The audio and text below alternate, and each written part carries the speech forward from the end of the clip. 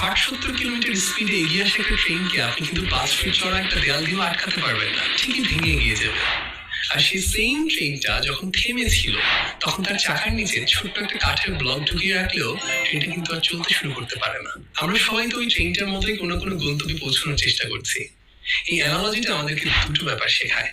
প্রথমত, আমাদের লাইফে এরকম ছোট ছোট কিছু মেন্টাল ব্লক আছে, যে ব্লকের কারণে আমি হয়তো আমার কাজই শুরু করতে পারছি না। হতে পারে সেটা নিজের ব্যাপারে কোনো লিমিটিং বিলিফ, কিংবা ছোট্ট কোনো বদ অভ্যাস, যেটা আমাকে আমার কাজ শুরু করতেই দিচ্ছে না, ব্লক করে রাখছে। আর দ্বিতীয়ত, ওই ট্রেনটা যে মোমেন্টামের কারণে এই বিশাল বাধা, এই বিশাল দেয়াল ভেঙে এগিয়ে যেতে পারে, সেই মোমেন্টাম অ্যাচিভ করতে না পারা। তাহলে আমাদের করণীয় কি? প্রথমত, আমার নিজের মেন্টাল ব্লকগুলো এবং লাইফে বারাকা না থাকার, এগুতে না পারার যে কারণগুলো, সেগুলো আইডেন্টিফাই করে এক এক করে সরিয়ে ফেলার চেষ্টা করা। আর দ্বিতীয়ত, একটা সার্টেন গোল ঠিক করে সেই গোলে কনসিস্টেন্টলি এফোর্ট দেওয়া। ট্রেন